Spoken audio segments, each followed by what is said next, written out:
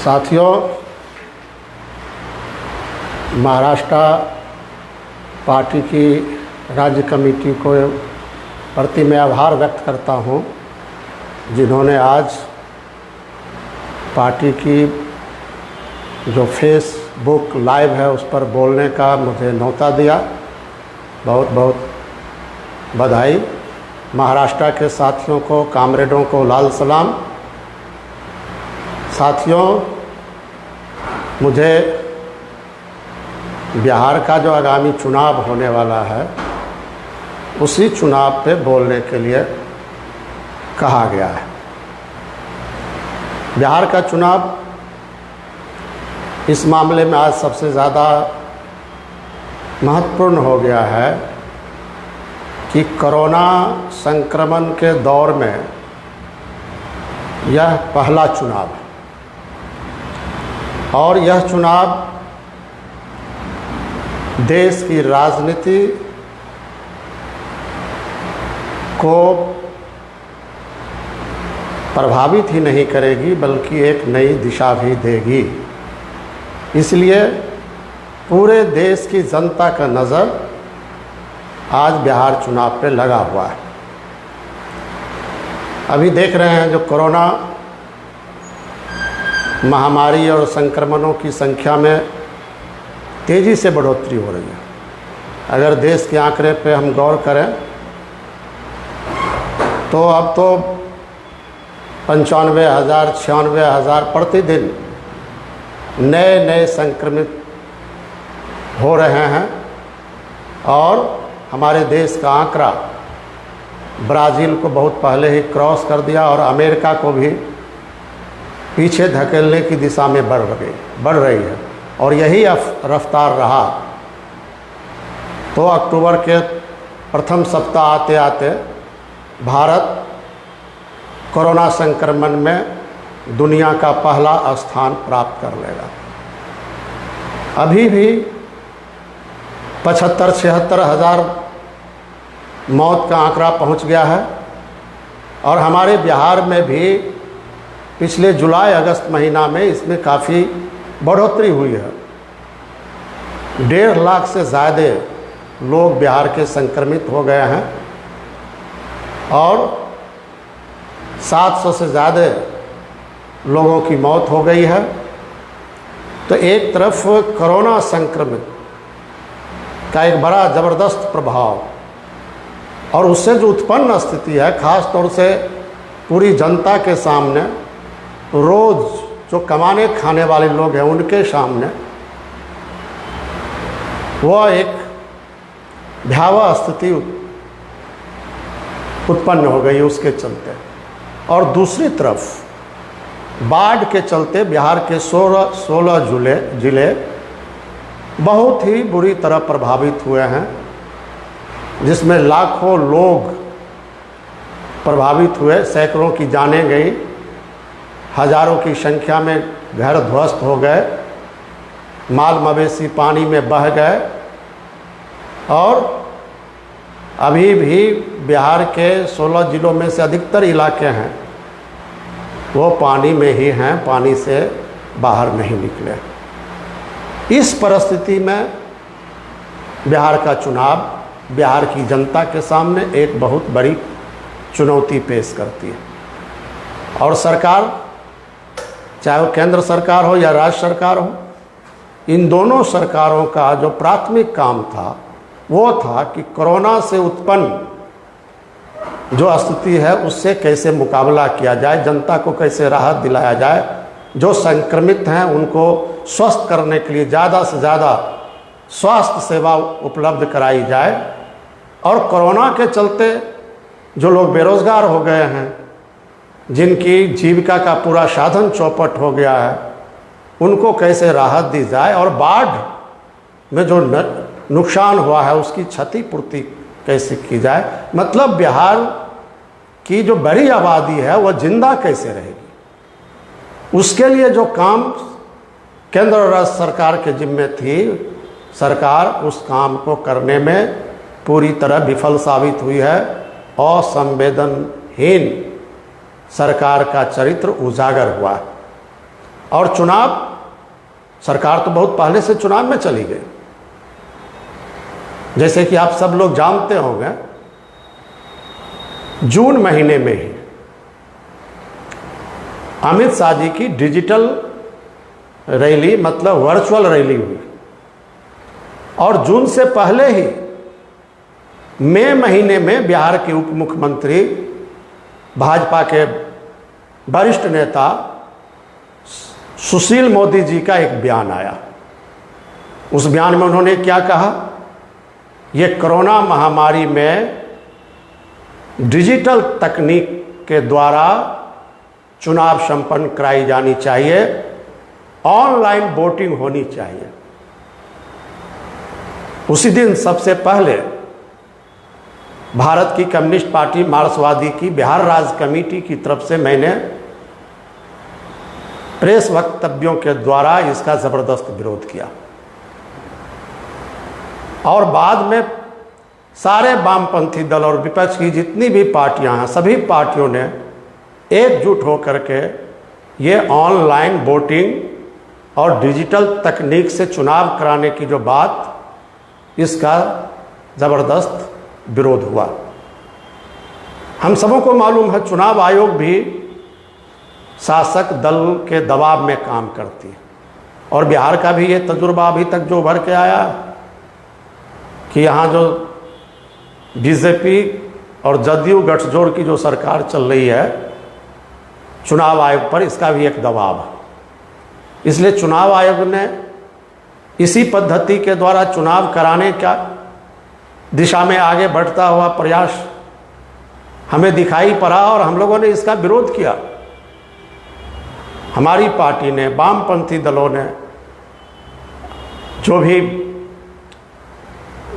राजनीतिक दल हैं, रिकॉग्नाइज्ड राजनीतिक दल हैं, सभी दलों ने लिखित भी चुनाव आयोग को दिया। हमारी पार्टी के महामंत्री कॉमरेड सीताराम येचुरी के नेतृत्व में दिल्ली में भी पार्टी के तरफ से लिखित पत्र दिए गए और हम लोगों ने स्पष्ट रूप से कहा कि इस पद्धति से, मतलब डिजिटल पद्धति से अगर चुनाव होती है तो जनतंत्र का गला घोटा जाएगा। और हम लोगों ने स्पष्ट रूप से कहा, चुनाव में जन भागीदारी सुनिश्चित होनी चाहिए और चुनाव में पूरी पारदर्शिता होनी चाहिए और सभी राजनीतिक दलों को समान अवसर मिलनी चाहिए, प्रचार का अवसर मिलनी चाहिए। बिहार में कितने लोग हैं जिनके पास इंटरनेट की सुविधा हो, स्मार्टफोन हो? जो एक आंकड़े आए हैं उसके मुताबिक मात्र 37% लोग। और उस 37% लोगों में भी इस कोरोना काल में, जब उनकी आमदनी खत्म हो गई है, रोटी प्याज का इंतजाम करना उनके सामने कठिन है, बहुत सारे लोग अपना इंटरनेट की सेवा लेना भी बंद कर दिया। तो इस पद्धति के द्वारा जन भागीदारी सुनिश्चित नहीं हो सकती। और दूसरी बात जो चुनाव आयोग ने कहा शुरू में, जो कि जिनका उम्र 65 वर्ष हो गया है, कोरोना संक्रमण को देखते हुए उनको बूथ पर आने की ज़रूरत नहीं है, पोस्टल बैलेट के द्वारा उन्हें मतदान करने का अधिकार दिया जाएगा। हमारी पार्टी ने और विभिन्न राजनीतिक दलों ने, विपक्ष की पार्टियों ने इसका ज़बरदस्त विरोध किया और इस के दबाव में चुनाव आयोग को एक कदम पीछे हटने के लिए मजबूर होना पड़ा। लेकिन अभी भी जो चुनाव आयोग की तरफ से गाइडलाइन जारी किए गए हैं उसमें कुछ छेद छोड़ दिए गए, जिसका शासक पार्टी इस्तेमाल कर सकती है, उसका दुरुपयोग कर सकती है। तो इसलिए उन छेदों के खिलाफ भी हम लोगों ने चुनाव आयोग को अपना विरोध पत्र दिया है और हमने उनसे अपील की है कि इन प्रावधानों को भी आप ख़त्म कीजिए। और इसके साथ साथ जो पहली रैली हुई, digital rally, virtual rally Amit Shah ji की 7 जून को, हम लोगों ने क्या देखा, भाजपा की तरफ से बड़े सभी गांव में सभी बूथ स्तर पर बड़े बड़े स्क्रीन लगाए गए, एलईडी स्क्रीन लगाए गए और उसके आयोजन की पूरी व्यवस्था की गई। और एक पिछले दिनों आंकड़ा आया जो तकरीबन 200 करोड़ रुपए इसमें खर्चे हुए। हम लोग उसी दिन वामपंथी दलों ने पूरे बिहार के अंदर प्रतिरोध आयोजित किया, भाषण नहीं राशन दो, निष्पक्ष चुनाव कराओ, चुनाव में जनभागीदारी सुनिश्चित करो, सभी राजनीतिक दलों को समान अवसर दो। इस मांग को लेकर के जिस दिन अमित शाह की वर्चुअल रैली थी, उसी दिन बिहार के वामपंथी दलों ने हर जिलों में, हर प्रखंडों में अपना कार्यक्रम आयोजित किया और उन कार्यक्रमों में जनता की व्यापक भागीदारी। और उसके बाद भारतीय जनता पार्टी बूथ आधारित वर्चुअल रैली शुरू की और परिणाम क्या हुआ, करीब 100 बीजेपी के कार्यकर्ता, खुद बीजेपी के बिहार के अध्यक्ष कोरोना संक्रमित हो गए, उनके राज्य कार्यालय कोरोना संक्रमित हो गए, कार्यालय को कुछ दिनों के लिए उन्हें बंद करना पड़ा। जदयू के कार्यालय में रहने वाले कार्यकर्ता कोरोना संक्रमित हो गए। लेकिन अभी जदयू के जो राष्ट्रीय अध्यक्ष हैं, बिहार के मुख्यमंत्री हैं, वो पूरे कोरोना के वक्त में कभी अपने घर से नहीं निकले, सरकारी दफ्तरों से बाहर नहीं निकले और अभी उन्होंने वर्चुअल रैली की। हालांकि वो वर्चुअल रैली 3 घंटे का उनका भाषण, वो उबाऊ भाषण, बिहार की जनता ने नकार दिया। उन्होंने दावा किया था 30 लाख से ज़्यादा बिहार के लोग मुख्यमंत्री के भाषण को सुनेंगे, लेकिन हमें जो खबर मिली है बहुत ही कम लोगों ने इनके भाषण को तवज्जो दिया और 3 घंटे की उबाऊ भाषण से लोगों ने अपने को अलग रखा। कहाँ से इतने पैसे आते हैं?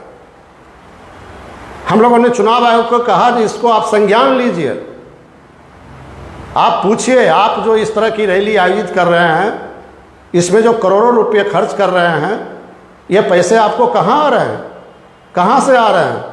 लेकिन अभी तक चुनाव आयोग के तरफ से किसी प्रकार का ध्यान इस मामले में नहीं दिया गया है। और बीजेपी जदयू वो बहाली किए, नौजवानों को, बेरोजगार नौजवानों को 25,000, 30,000, 40,000, 50,000 रुपये दे करके ये डिजिटल पद्धति का पूरा इस्तेमाल करने की दिशा में वो आगे बढ़ रहे हैं और उसमें करोड़ों रुपये वो। हम लोगों ने कहा अभी अगर इन रुपयों का इस्तेमाल अगर आप करते जो बाढ़ पीड़ित हैं उनकी सहायता में, उन रुपयों का अगर आप इस्तेमाल करते जो कोरोना पीड़ित हैं, जिनको कोई काम नहीं मिल रहा, जिनके चूल्हे नहीं जल रहे, आप उनमें खर्च करते। लेकिन आज जैसे भी हो, चुनाव अपने पक्ष में करने के लिए एक तरह से चुनाव को हड़प जाने, चुनाव को एक तरह से अपहरण करने की पूरी योजना में बीजेपी और जदयू यहाँ लगी हुई है। तो ये एक बड़ी गंभीर परिस्थिति है बिहार की जनता के सामने।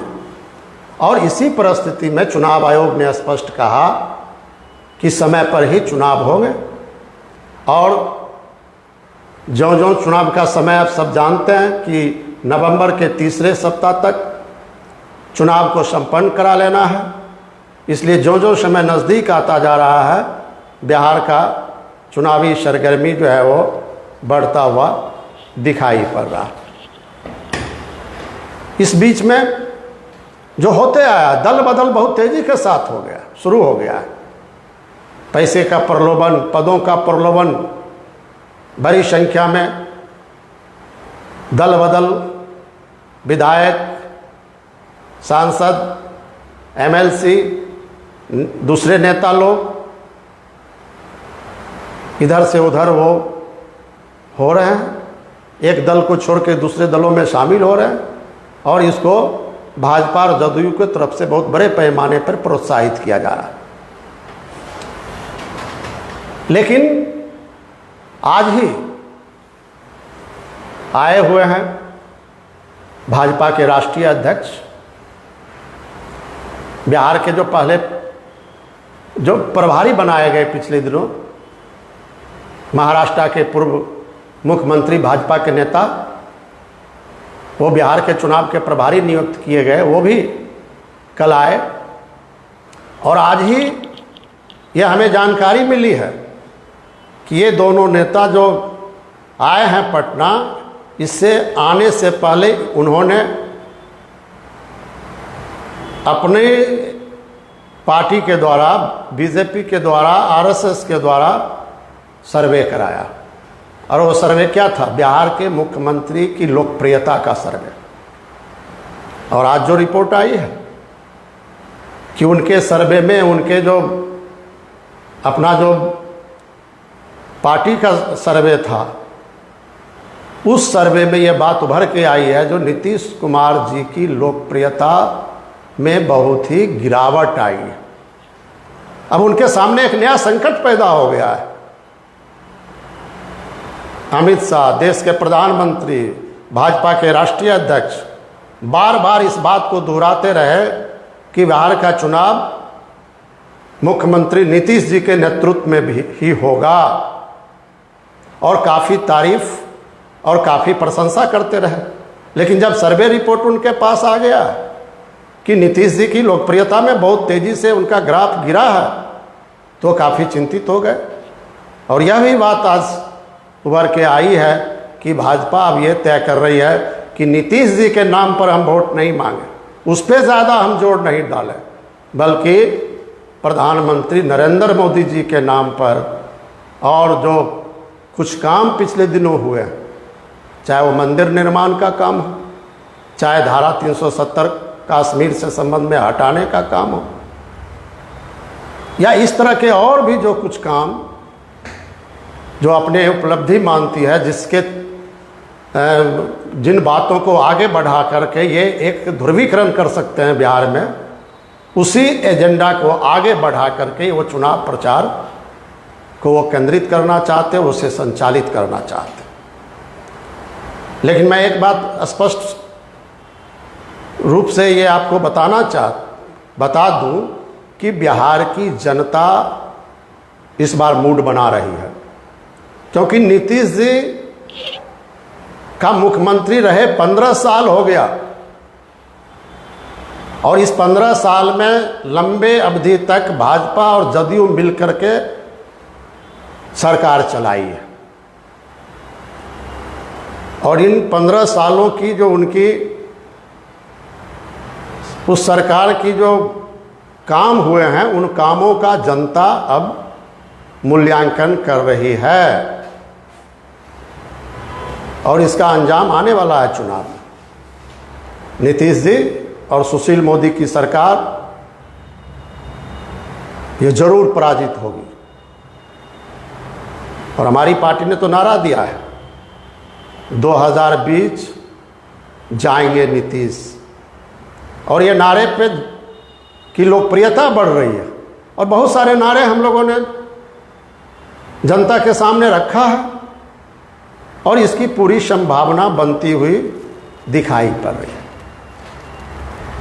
अभी नीतीश जी का जो 3 घंटे का वाऊ भाषण हुआ वर्चुअल रैली के दिन, उन 3 घंटों में ज़्यादा समय उन्होंने लगाया जो उससे पहले जो 15 साल था, बगैर नाम लिए। लेकिन वो कह रहे थे लालू जी को, वो राजपाट कैसा था और हमने क्या काम किया है, उन नीतीश जी ने क्या काम किया है, सुशील मोदी जी ने क्या काम किया, उन कामों को गिनाने में ये 3 घंटे का समय उन्होंने जो है सो लगाया।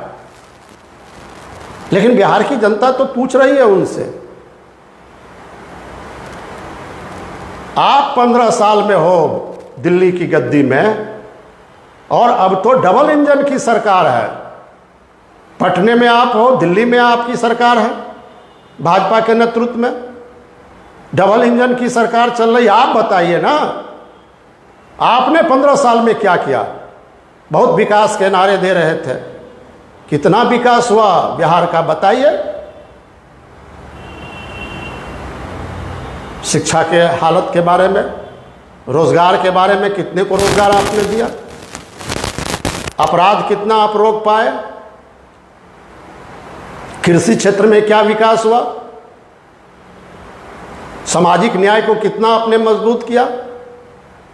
महिला सशक्तिकरण, बेटी पढ़ाओ बेटी बचाओ, इस पर आपने कितना ध्यान दिया?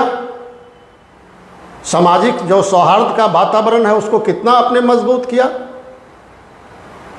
ग्रामीण गरीबों की, शहरी गरीबों की हालत में क्या बुनियादी सुधार आए? उद्योग धंधों की क्या हालत है? कितने नए उद्योग खोले आप बताइए इन बातों को। तो आप 15 वर्ष से करना चाहते हैं, मतलब क्या? आप अपने पर पर्दा डालने के लिए आपके कार्यकाल से पहले जो सरकार थी उन सरकार की विफलताओं को आप जनता के सामने रखना चाहते हैं, लेकिन वो सरकार में कुछ कमियां रही, उसी के चलते तो आप आए सत्ता में। जनता ने उनको सत्ता से हटाया, आपको सत्ता में लाया, नीतीश जी को सत्ता में लाया, सदियों भाजपा को सत्ता में लाया। तो सीधे आप अपने 15 साल की जो उपलब्धि है उसके बारे में आप क्यों नहीं बताते? आप क्यों बचने का प्रयास करते हैं? बिहार की जनता अब इतनी बेवकूफ नहीं है जो गुमराह हो जाए, इसलिए आज जनता बहुत ही घबराहट दिखाई पड़ रही है और कदम उठा रही है। और एक केंद्र सरकार है, जैसे भी हो, किसी भी कीमत पर फिर से चुनाव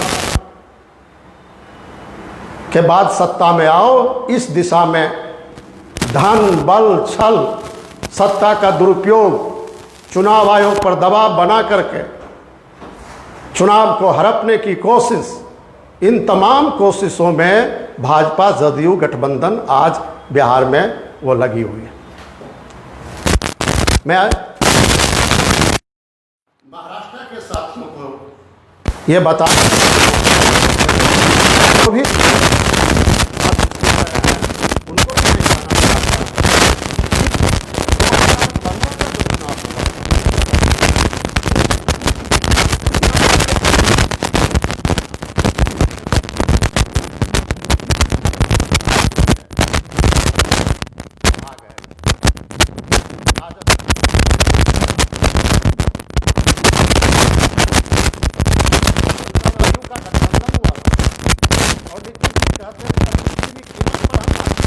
नहीं जाएंगे। और एक बात को, नरेंद्र मोदी जी आए थे पटना, उनको पहले से वो भोज आयोजित किए थे, लेकिन नरेंद्र मोदी जी के चलते उन्होंने भोज के आयोजन को रद्द कर दिया था। नीतीश जी इतना नफरत करते थे और बार बार उनके भाषणों को देखिए, 2015 के चुनाव के भाषणों का, नीतीश जी के भाषण का, भाजपा विरोधी भाषण, क्या क्या नहीं कहा था, मैं उसको दोहराना नहीं चाहता। और बिहार की जनता ने हाथों हाथ लिया। नरेंद्र मोदी जी सभी जिलों में गए, सभी विधानसभाओं में गए, उन्होंने भाषण दिया, लेकिन जनता, बिहार की जनता ने रिजेक्ट कर दी। और नीतीश जी के नेतृत्व में राजद जदयू कांग्रेस गठबंधन की भारी जीत हुई। बिहार की जनता ने उन्हें भारी जीत दी और वो मुख्यमंत्री बने। लेकिन मुख्यमंत्री बनने के बाद 2017 में वो पूरी तरह से बदल गए और रातों रात किस नाटकीय अंदाज में, बहुत आश्चर्य होता, किसी ने नहीं सोचा होगा। तो बिहार के माननीय मुख्यमंत्री नीतीश कुमार जी भी इस तरह का कदम उठा सकते हैं? रातों रात भाजपा के साथ उन्होंने बातचीत की और राज्यपाल के आमंत्रण पर भाजपा के साथ इन्होंने गठजोड़ कायम कर लिया और भाजपा के नेतृत्व में बिहार की एक नई सरकार बन गई। उसके मुखिया और उसके मुख्यमंत्री फिर नीतीश जी चुने गए। ये इतना बड़ा धोखा, विश्वासघात, राजनीतिक विश्वासघात बिहार की जनता के साथ करेंगे, बिहार के उन मतदाताओं के साथ करेंगे जिन्होंने भारी बहुमत इन्हें दिया था, इन्हें जिताया था।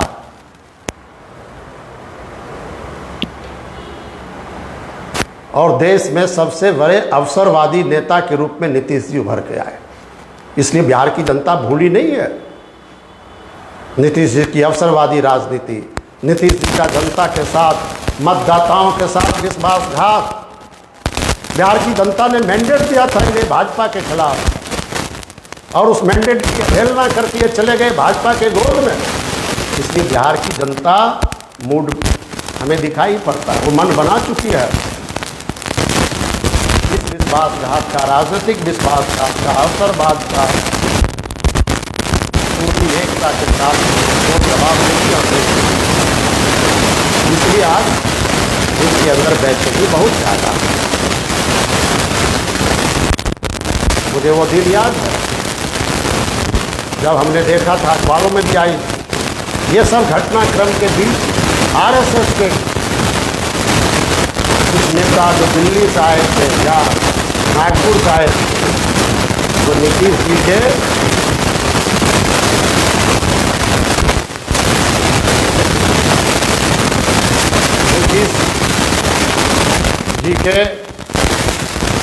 निजी आवास पर वो गए और उनके साथ बात की।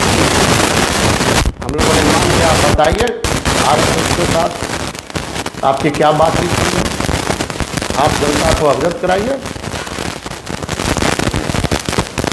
और इसी तकनीकी दिक्कतें आ रही है, ये लगा लीजिए।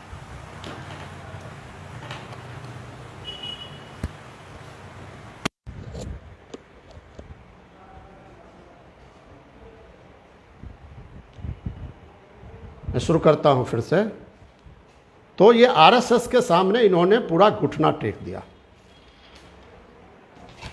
और 2017 के बाद देश की राजनीति और ख़ास तौर से बिहार की जो राजनीतिक, सामाजिक, आर्थिक हालत थी उसमें काफ़ी गिरावट आई। और उसी दिन से नीतीश जी का पतन भी शुरू हो गया, उल्टी गिनती शुरू हो गई। 2019 में आम चुनाव आया और बीजेपी की वापसी हो गई दिल्ली में और बिहार में करीब करीब सभी सीटों पर इनकी जीत हो गई। और उस जीतने के बाद जो केंद्र सरकार के तरफ से जो संविधान विरोधी, जनतंत्र विरोधी, धर्मनिरपेक्षता विरोधी जितने भी कदम उठाए गए, सभी कदमों का साथ और समर्थन नीतीश जी ने किया है, जदयू ने किया है। और कोरोना संक्रमण के पीरियड में किसानों के खिलाफ जो अध्यादेश लाए गए, श्रम कानूनों को बदला गया, जनवादी अधिकारों को कुचले गए, इन सारे कामों को करने में नीतीश जी नरेंद्र मोदी जी के साथ खड़े दिखाई पड़ते हैं, गृह मंत्री अमित शाह जी के साथ खड़े दिखाई पड़ते हैं। और यह सब तो बिहार की जनता बहुत नज़दीक से देख रही है और बिहार की जनता इन कदमों को बर्दाश्त करने के लिए तैयार नहीं है। आने वाले दिनों में केंद्र सरकार की तरफ से उठाए गए तमाम कदमों का पूरे देश पर और ख़ास तौर से बिहार पे बहुत ही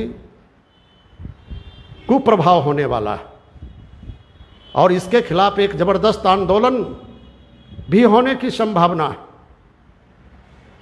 इसके साथ साथ मैं आपको बताना चाहता हूँ, नीतीश जी शुरू से एक बात कहते रहे, मुख्यमंत्री होने के नाते जब हम किसी भी कीमत पर क्राइम, करप्शन और कम्युनलिज्म के साथ कोई समझौता नहीं करेंगे। लेकिन अगर आप देखिए बिहार के परिदृश्य पर तो आपको लगेगा कि क्राइम, करप्शन और कम्युनलिज्म के साथ नीतीश जी पूरी तरह से समझौता ही नहीं कर लिए, बल्कि उन्होंने उसके सामने घुटना टेक दिया है। और यही वजह है कि आज हमारे राज्य में, बिहार में क्राइम भी काफ़ी बढ़ा है, अपराध, भ्रष्टाचार प्रकाष्ठा पर है और साथ ही साथ जो सांप्रदायिकता का माहौल काफ़ी खराब हुआ है। और इसमें सरकार की, नीतीश जी की भारी योगदान हमें दिखाई पड़ती है। इसको भी हमें पड़ताल करने की ज़रूरत है। क्राइम में बढ़ोतरी, करप्शन में बढ़ोतरी, कम्युनलिज्म में बढ़ोतरी, और बिहार की जनता तो इसका जवाब मांगेगी। आप कहते थे बिहार के नीतीश जी कि हमें जंगल राज से मुक्ति के लिए, और इस सवाल पर आपको जनता ने बड़ा मौका भी दिया, लेकिन आज तो पूरा बिहार अपराधियों के गिरफ्त में है। 2005 में 8,197 जगहों पे तनाव पैदा हुए, दंगे की स्थिति, लेकिन 17 आते आते बढ़ के हो गया 11,698। 2005 में अपहरण की घटना 2226 थी और 17 में बढ़ के हो गया 8,972। 2005 में रेप की घटना 973 थी और 17 में बढ़ के आ गया 1198। अभी अभी जो समाचार पत्रों में आंकड़े आए हैं, जो जनवरी से लेके मई तक, ये 2020 में, उसमें 1277 हत्या हुई और 605 रेप की घटना घटी। अपराध का ग्राफ बिहार के अंदर काफी बढ़ गए हैं। कोई बिहार में आज सुरक्षित नहीं है। क्या हालत है महिला सशक्तिकरण का, बेटी बचाओ बेटी पढ़ाओ का नारा का क्या हुआ? मैं सिर्फ एक एग्जाम्पल देना चाहता हूं, मुजफ्फरपुर बालिका सुधार गृह का। वहां बच्चियों के साथ किस तरह से यौन शोषण हुआ, किस तरह से उन्हें प्रताड़ित किया गया, उनके साथ कितना बर्म जुल्म हुए, वो रोंगटे खड़े करने वाली कहानी है। और जब ये प्रकाश में आई, वामपंथी दलों ने एक बड़ा आंदोलन किया, खड़ा किया, बिहार बंद हुए, मानव श्रृंखला हुआ और जन आंदोलन बढ़ता चला गया। और उस आंदोलन के दबाव में नीतीश कुमार सीबीआई की जांच कराने की घोषणा की। और जब सीबीआई की जांच हुई तो जांच को भी प्रभावित करने की कोशिश किया गया, लेकिन अंतोगत्वा सच्चाई उजागर हुई। 110 जो शेल्टर होम थे, वहाँ सब जगह यौन उत्पीड़न की घटना प्रकाश में आई, धांधली बड़े पैमाने पर प्रकाश में आई और उसमें संलिप्तता भी उजागर हुई। बिहार सरकार के कल्याण मंत्री, उसका पति हथियार के साथ, अवैध हथियार के साथ वो गिरफ्तार किए गए। कई महीनों तक दोनों को जेल में रहना पड़ा। तो नीतीश कुमार का चेहरा तो स्पष्ट हो गया।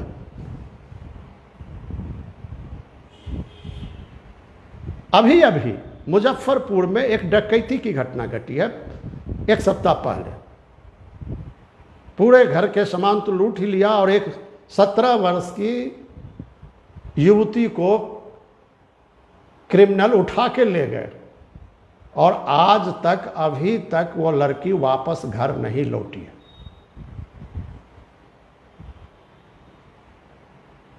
सामूहिक रेप की घटना में बड़े पैमाने पर बढ़ोतरी हुई है। मैं सिर्फ एक और उदाहरण देना चाहता हूं। बिहार में दर्जनों उदाहरण है, लेकिन एक अररिया में, शायद महाराष्ट्र के भी साथी के संज्ञान में आया होगा, एक युवती के साथ सामूहिक रेप की घटना घटी और वो थाने में एफआईआर दर्ज करवाई और फिर 164 में बयान के लिए जब मजिस्ट्रेट के पास गई तो मजिस्ट्रेट ने, वो लड़की पीड़ित थी, वो लड़की भूखी थी, वो लड़की मानसिक रूप से बहुत ही विचलित थी, कई तरह के प्रश्न उससे किए गए और उसी दौरान कुछ बहस मुहावसे हो गए और उल्टे उस पीड़ित लड़की पर एफआईआर कर दिया गया और वहीं पर उसे गिरफ्तार कर लिया गया। और सिर्फ वो लड़की जिसके साथ रेप की घटना घटी उसे ही गिरफ्तार नहीं किया, बल्कि उसके सहयोग में जो 2 साथी आए थे उनके ऊपर भी एफआईआर हुआ, उन्हें भी ऑन स्पॉट गिरफ्तार कर लिया गया और इनको समस्तीपुर के दलसिंह सराय के जेल में डाल दिया गया। बाद में सुप्रीम कोर्ट, हाई कोर्ट के हस्तक्षेप और सैकड़ों वरिष्ठ अधिवक्ताओं के हस्तक्षेप के बाद उन्हें जमानत मिली और वो जेल से बाहर। तो आज बिहार की सरकार तो कटघरे में खड़ी है। गोपालगंज जिले में अभी 3-4 महीने लॉकडाउन के पीरियड में ट्रिपल मर्डर हुआ, ट्रिपल मर्डर। और उस मर्डर में एफआईआर में दर्ज है एक बाहुबली जदयू के विधायक की संलिप्तता, लेकिन आज तक चूंकि वो जदयू के विधायक हैं, कौन है जो उसको अरेस्ट करेगा? कानून से ऊपर हुआ है और नीतीश जी कहते हैं कानून अपना काम करेगा। तो बिहार में जो एक जमाने में जंगल राज की बात ये करते हैं, लेकिन आज बिहार में अपराधियों का राज चल रहा है, बिहार में सामंतियों का राज चल रहा है।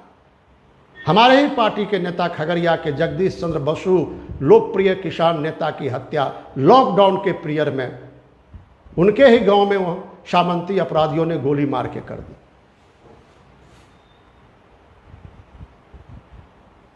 और भाजपा के साथ जब से नीतीश जी गए बिहार के सामंती तो आग उगल रहे हैं।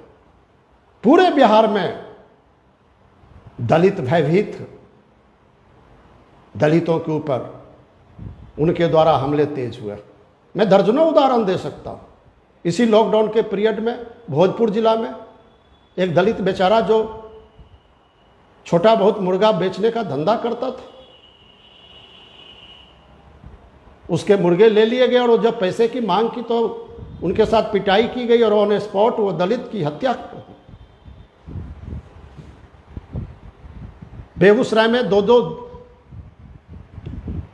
अति पिछड़े जाति से आने वाले नौजवान पुलिस के द्वारा पीट करके, एक को तो प्रेम विवाह किया, उसे पकड़ लिया, थाने में उसका लटका हुआ लाश का सुसाइड कर लिया। ऐसा हो सकता है क्या?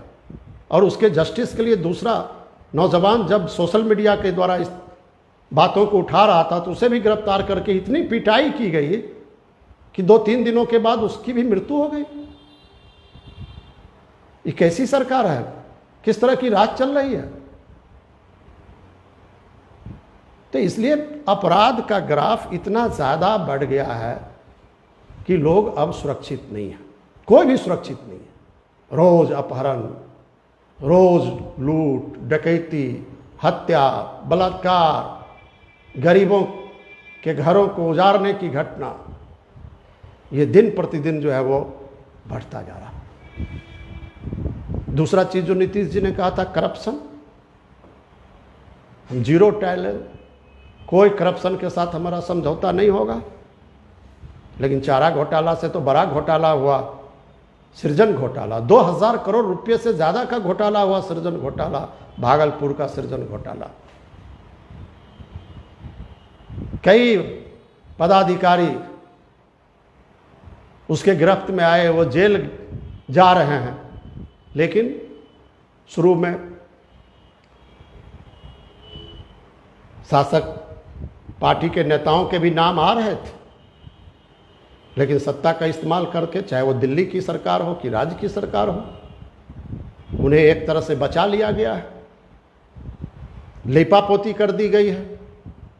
लेकिन यह तो एक बड़ा घोटाला, और उस घोटाले को अगर ठीक तरीके से जांच हो तो भाजपा और जदयू के कई वरिष्ठ नेता की संलिप्तता उजागर होगी और उन्हें जेल जाना पड़ सकता है। इतने बड़े घोटाले हुए इसी नीतीश जी के राज में। सृजन घोटाला, जल जीवन हरियाली के नाम पर एक बड़ा घोटाला हुआ अभी बिहार के अंदर, जांच करा लीजिए, पता चल जाएगा। मनरेगा का घोटाला, मनरेगा में इतना बड़ा घोटाला है कि अगर इसकी जांच हो जाए तो इस देश का सबसे बड़ा महा घोटाला उजागर होगा। मैं अब ज़्यादा एक्सप्लेन नहीं करना चाहता, उतना समय भी नहीं।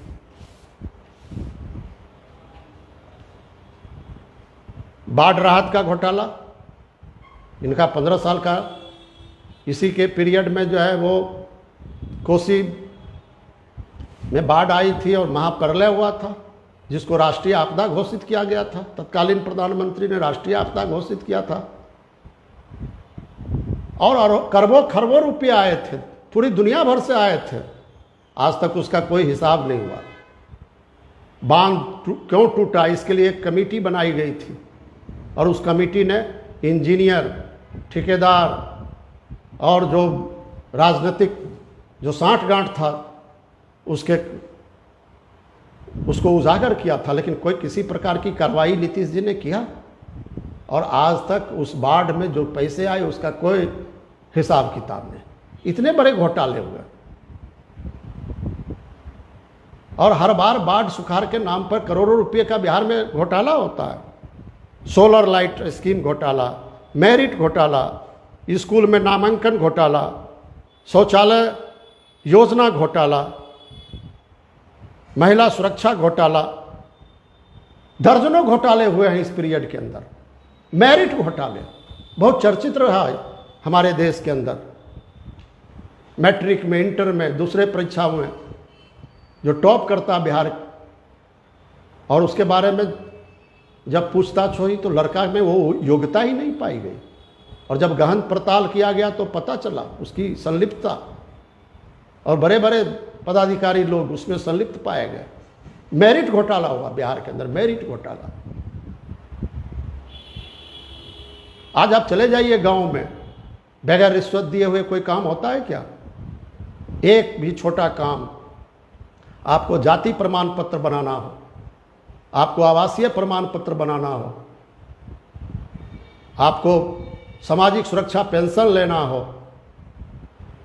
आपको राशन कार्ड बनाना हो, छोटा छोटा काम, दाखिल खारिज, जमीन का दाखिल खारिज, बिना रिश्वत दिए हुए एक भी काम नहीं हो सकता।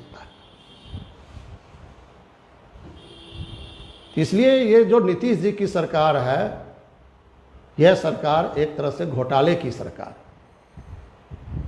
इनको कोई अधिकार अब नहीं है जो ये कहें कि हम करप्शन से कोई समझौता, ये करप्शन से हर कदम कदम पर ये जो है सो समझौता कर।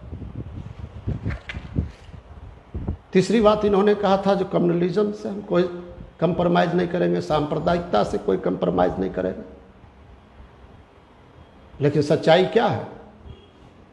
नीतीश जी जब से भाजपा के साथ गए, और ख़ास तौर से 2017 के बाद जो नई पारी इन्होंने शुरू किया है सुशील मोदी के साथ मिलके, तो बिहार में सांप्रदायिक ध्रुवीकरण तेज करने का पूरा प्रयास हुआ है, पूरा प्रयास हुआ है।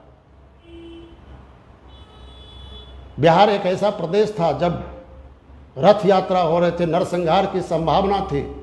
उस वक्त के मुख्यमंत्री लालू प्रसाद यादव जी ने आडवाणी जी को गिरफ्तार किया था और देश में चर्चा हुआ था।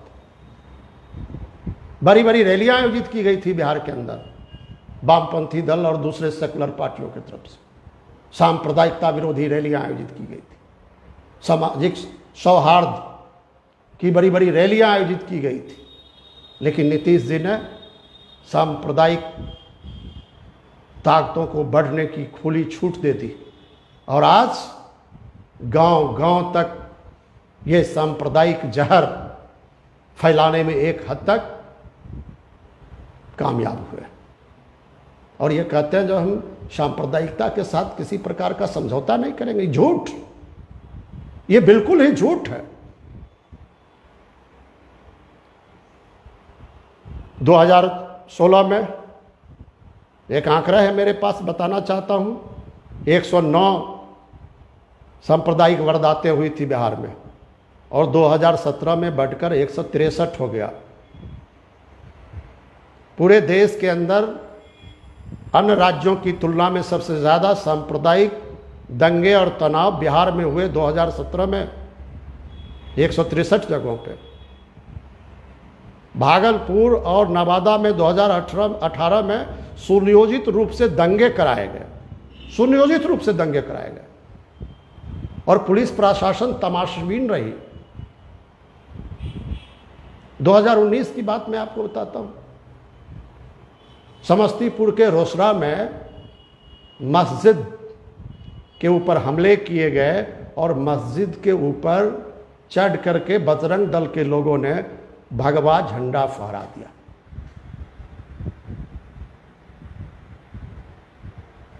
और इतना ही नहीं हुआ, बल्कि जहानाबाद, सारण, भागलपुर, औरंगाबाद, मुंगेर, नवादा, बिहार के करीब 1 दर्जन जिलों में सांप्रदायिक दंगे हुए।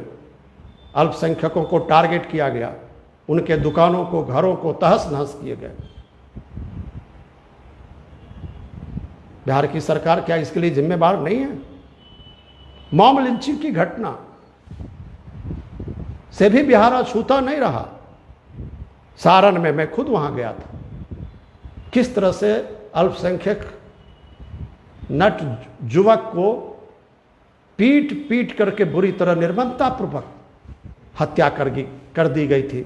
मैं गया था वहां देखने के लिए। सीतामढ़ी में समेत 5 जिलों में 10 अल्पसंख्यकों की, निर्दोष अल्पसंख्यकों की मॉब लिंचिंग की गई, उनकी हत्याएं की गई।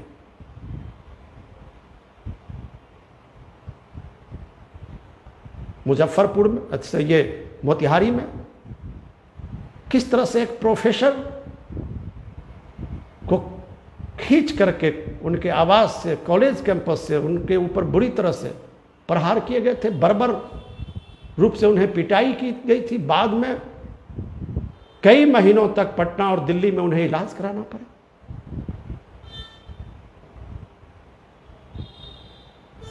बिहार के अंदर खास तौर से रामनवमी और दशहरा के मौके पे बजरंग दल के तरफ से जो हुड़दंग मचाया जाता है, नंगा तलवार लेकर के, नंगे तलवार लेकर के, हथियार लेकर के, और मुस्लिम बस्तियों से मस्जिद जहां होता है उस तरफ से वो गुजरते हैं और उस काबे वाले नारे लगाते हैं, गाली गलौज करते हैं। और भागलपुर में जब ये, सारण में, छपरा में जब दंगा हुआ था, CPIM बिहार राज्य कमेटी की तरफ से एक टीम, हम लोग वहां पे गए थे, हम लोगों ने जानकारी लिया। आगे आगे दंगाई हैं, अल्पसंख्यकों की दुकानों को लूट रहे हैं और पीछे पीछे पुलिस उनके संरक्षण में जा रही है।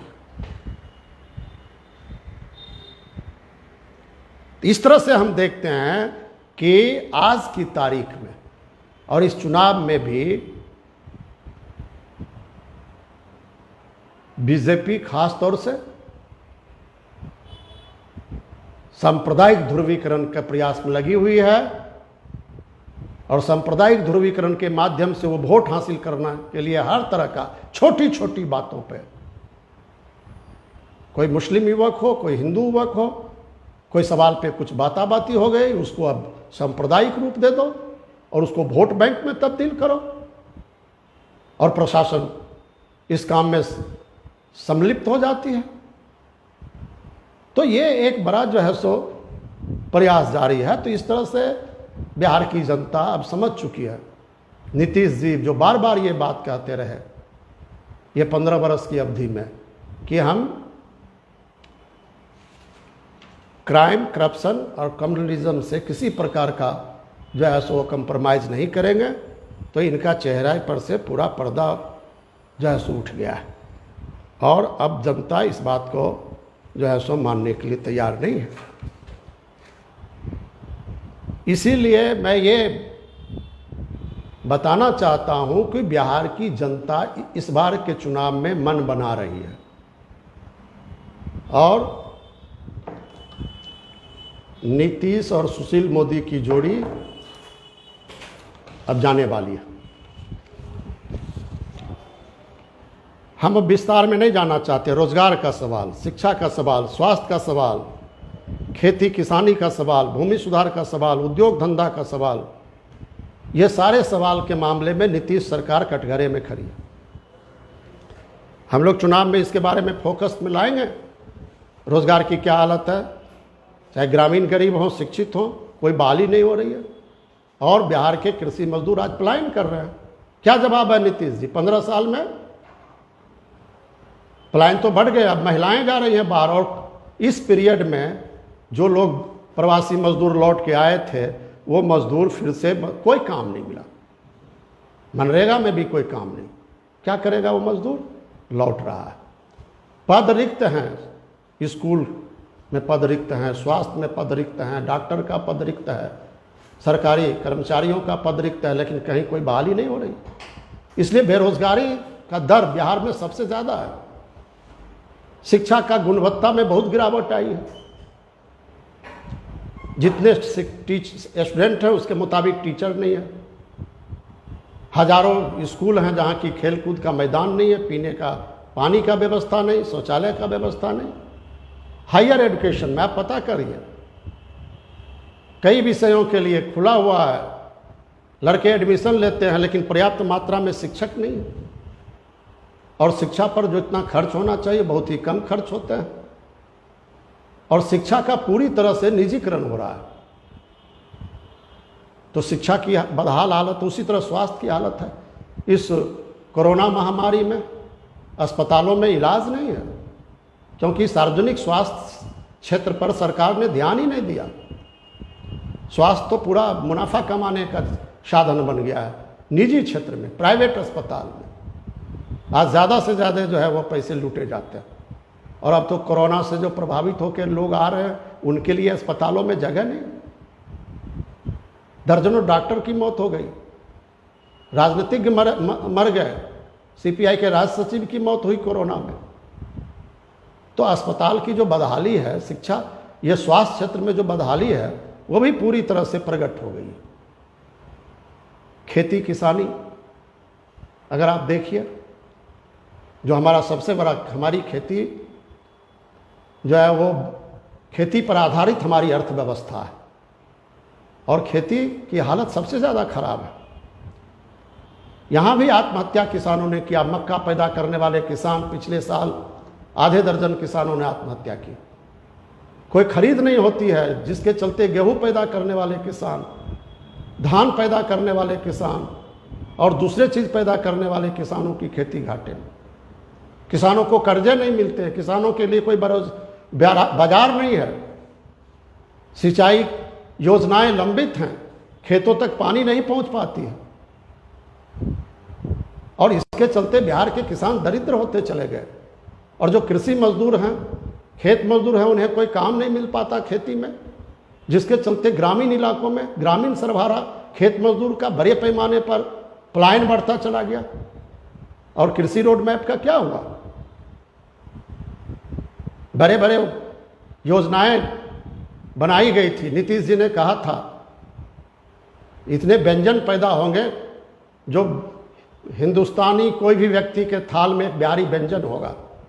आज बिहार के किसानों को बताना पड़ेगा कौन है इसके लिए जिम्मेदार।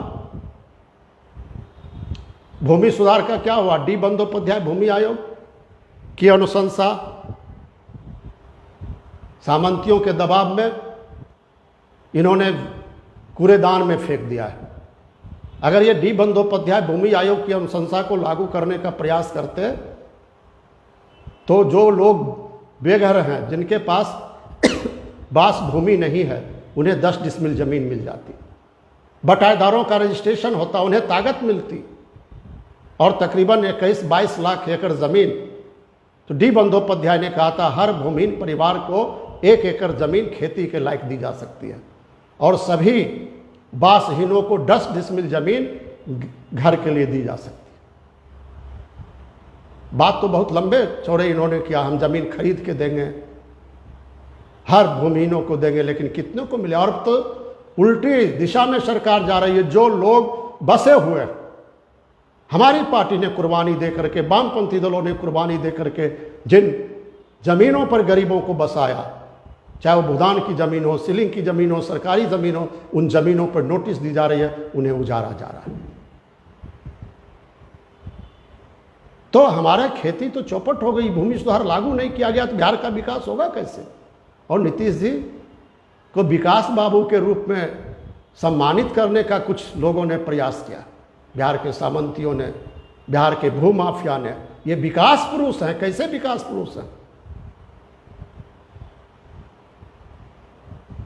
उद्योग धंधा, बिहार के पहले से ही उद्योग धंधा का बहुत बुरा हाल रहा, और इनके राज में पूछिए नीतीश जी से, जवाब तो देना पड़ेगा। 15 साल का राज, कार्यकाल कोई छोटा नहीं होता है। चीनी उद्योग बंद या नीरी हाथों में बेच दिए गए। अशोक पेपर मिल बंद पड़े हुए हैं। सहरसा का पेपर मिल बंद पड़ा हुआ है। आज बीड़ी उद्योग चौपट हो रहा है। छोटे छोटे जितने उद्योग धंधे थे सब बंद पड़े हुए हैं। एक भी नया उद्योग लगाए हैं नीतीश जी और सुशील मोदी जी से पूछा जाए, कोई जवाब नहीं है। अगर ये कृषि आधारित उद्योग लगाते, जूट पे आधारित, मक्के पे आधारित उद्योग लगाते, टमाटर पर आधारित उद्योग लगाते, तो उद्योग का तो जाल बिछ जाता, जिससे लोगों को काम मिलता, लोगों की क्रय शक्ति बढ़ती, बाजार का विकास होता और बिहार तरक्की के रास्ते पे होता। लेकिन उद्योग धंधे लगाने के मामले में तो जीरो। इनको कितना मार्क्स मिलेगा? जीरो। और जो था वो भी खस्ता हाल में, तो कहां से नया रोजगार पैदा होगा? ये सब जवाब बिहार की जनता इस बार पूछ रही है, तो इनके पसीने छूट रहे हैं।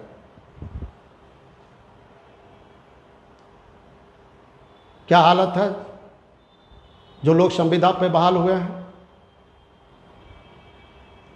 उनकी हालत कितनी खराब है। समान काम समान मजदूरी की मांग को इन्होंने कुचल डाला।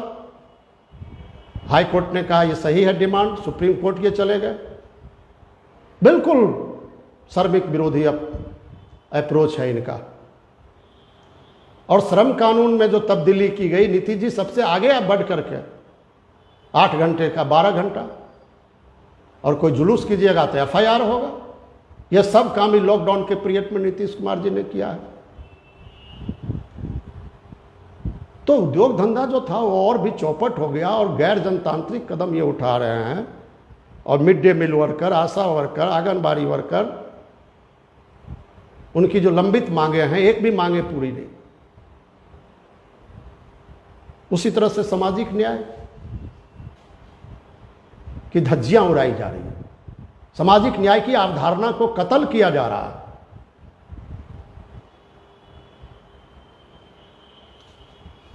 और यह सब जवाब इस चुनाव में नीतीश जी को देना पड़ेगा।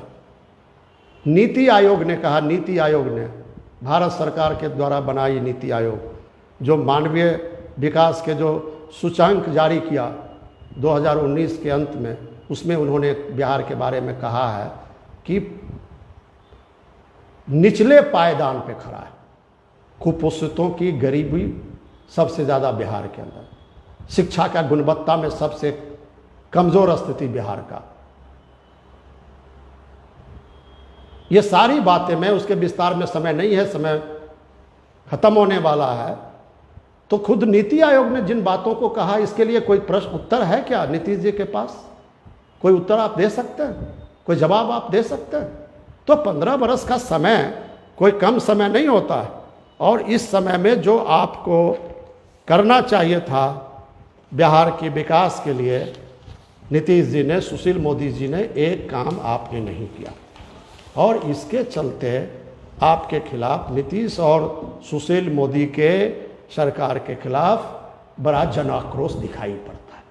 और उस जन आक्रोश को कमजोर करने के लिए सांप्रदायिक नारे दिए जा रहे हैं। सुशांत, अब बिहार का बेटा, बिहार के गांव से वो बंबई गया, वो फिल्म उद्योग में अच्छा उसका कैरियर था, बिहार के लोग सभी उसको पसंद करते हैं, और उसकी मौत हुई। सभी दुखी हैं। हमारी पार्टी सहित बिहार की जनता की यह डिमांड रहा कि आप जो है सो कोई भी एजेंसी बैठाइए। आज सीबीआई इंक्वायरी कर रही है, इंक्वायरी होगा, ठीक है, बातें आएगी। वो सुसाइड था या हत्या था, कौन शामिल था, क्या था, नहीं था, वो एक जांच प्रक्रिया का हिस्सा है। लेकिन उसमें इतना बवेला क्यों हो रहा, और खासतौर से भाजपा की तरफ से? ये बहुत ही दुर्भाग्यपूर्ण है कि सुशांत की जो घटना है उसका जांच चल रही है, लेकिन उस जांच की प्रक्रिया का अब राजनीतिकरण हो रहा है। महाराष्ट्र की सरकार के खिलाफ एक अभियान चलाए जा रहे हैं, और बिहार में इस चुनाव में एक समझी साजिश के तहत उसे वोट बैंक में तब्दील करने के लिए, कल ही हमने देखा, एक अखबार में खबर छपी है कि बीजेपी की तरफ से 25,000 मास्क बनवाए गए हैं। उस मास्क में सुशांत का तस्वीर है। सुशांत की तस्वीर लगा के पोस्टर निकाले जा रहे हैं, मास्क बनवाए जा रहे हैं। क्या करना चाहते हैं भाजपा और जदयू गठबंधन के लोग? इसका राजनीतिक इस्तेमाल, चुनाव में राजनीतिक इस्तेमाल, कितनी शर्मनाक बात। आप इसी से समझ सकते हैं कि भाजपा जदयू कितने नीचे स्तर पर जा सकती है, कितने नीचे स्तर पर जा सकती है। और लेकिन बिहार की जनता तो तैयार हो रही है। गरीब किसान, खेत मजदूर में आक्रोश है, उन्हें कोई काम नहीं मिल रहा, उनकी खेती का कोई कीमत नहीं मिल रहा है। धनी किसानों में भी गुस्से है, और मध्यवर्गीय लोगों में और भी ज़्यादा गुस्सा। अभी इन्होंने 50 साल जिसकी नौकरी का हो गया, उसके लिए कमेटी बना दिया, जांच करेंगे उसमें योग्यता है कि नहीं, काम करने की क्षमता है कि नहीं। और वह कमेटी चाहेगी तो उनको 50 साल में ही नौकरी से हटा दिया जाएगा। तो मध्यवर्गीय कर्मचारियों में भारी गुस्सा है। अभी doctor, nurses, middle class employees जो हेल्थ से जुड़े हुए हैं, 2 दर्जन से ज़्यादा डॉक्टर की मौत हुई है, दर्जनों नर्सों की मौत हुई है, और वो कोरोना से मुकाबला के लिए अगली पंक्ति में, लेकिन उन्हें पीपी किट तक उपलब्ध नहीं कराया गया। उनके लिए कोई विशेष इंतजाम नहीं किए गए, कोई विशेष प्रोत्साहन राशि की व्यवस्था नहीं की गई, यहाँ तक कि हर महीने समय पर वेतन तक भुगतान नहीं किया गया। और हजारों डॉक्टर के पद रिक्त हैं, नर्सेज का पद रिक्त है, दूसरे स्वास्थ्य कर्मचारियों के पद रिक्त हैं, लेकिन कोई बहाली नहीं हो रही। स्वास्थ्य क्षेत्र में काम करने वाले डॉक्टर, कर्मचारी, नर्स में व्यापक असंतोष। पिछले दिनों शिक्षकों के हड़ताल हुए, 5 लाख शिक्षक हड़ताल में रहे, प्राथमिक शिक्षक से लेकर के हाई स्कूल के टीचर तक। फरवरी में हड़ताल शुरू हुई, मई तक चली, 62 शिक्षक की मृत्यु हुई, लेकिन नीतीश जी ने एक बार भी वार्ता नहीं किया, एक भी वार्ता नहीं किया।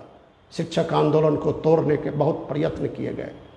हम सलाम करते हैं, शिक्षकों ने एकजुटता का इजहार किया और अंत में सरकार को झुकना पड़ा। उसी तरह से नियोजित शिक्षक, कितने बर्बर जुल्म ढाए गए उनके ऊपर। उनका एक ही मांग है, समान काम के लिए समान वेतन दो, लेकिन सरकार इसके लिए सहानुभूति पूर्वक विचार भी करने के लिए तैयार नहीं। लाखों जो महिलाएं कार्यरत हैं, आंगनबाड़ी में, आशा में, ममता, मिड डे मील वर्कर, इन महिलाओं की ये 1000, 2000, उनको कोई प्रोत्साहन राशि नहीं, उन्हें कोई सुरक्षा नहीं। उनका कोई देखभाल नहीं। तो ये सब के अंदर भी काफ़ी आक्रोश है। और सबसे बड़ी बात है, अब विद्यार्थी और नौजवान सड़कों पे आ रहे हैं, रेलवे का निजीकरण हो रहा है, बैंक बेचे जा रहे हैं, किसी भी क्षेत्र में रोजगार नहीं है। आप कितना भी आंकड़ा छिपा लीजिए भारत सरकार की तरफ से, राज्य सरकार की तरफ से, लेकिन नौजवान तो अपने अनुभव से चीज़ों को देख रहे हैं। इसलिए वो जमाना लद गया, घर घर मोदी, हर हर मोदी। इस बार ये नारे लग रहे हैं 2020 जाएंगे नीतीश, और नौजवान आक्रोशित हो रहे हैं। अभी कई जगहों पे जदयू और भाजपा के विधायक, जो प्रेजेंट विधायक जो गए हैं जनता के बीच, तो लोगों ने उन्हें बायकॉट किया है, उनसे सवाल पूछा, कहाँ थे 5 बरस, क्या किया आपने, और उन्हें डर से पीछे के रास्ते से भागने के लिए मजबूर होना पड़ा। इस परिस्थिति में हमारी पार्टी मार्च महीने में ही बिहार राज्य कमेटी सीपीएम की बैठक हुई।